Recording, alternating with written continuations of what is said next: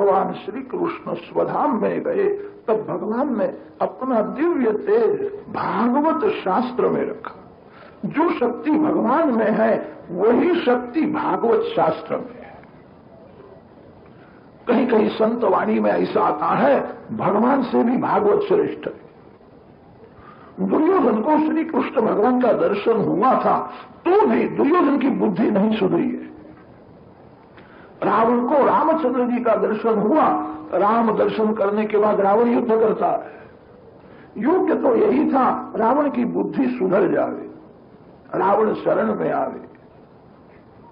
कितने जीव ऐसे होते हैं भगवान का दर्शन करने पर भी पाप नहीं छोड़ सकते, भगवान का दर्शन करने पर भी उनकी बुद्धि नहीं सुधरती है।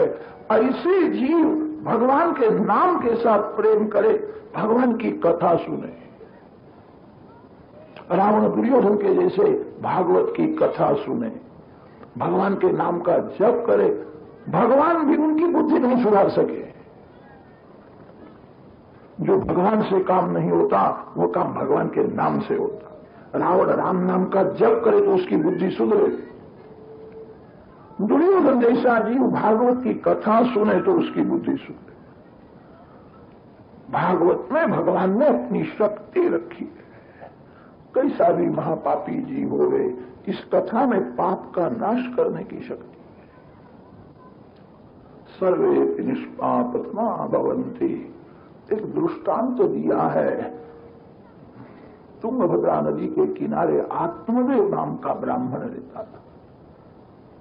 घर में संपत्ति बहुत थी, संतति न होने से वह दुखी था।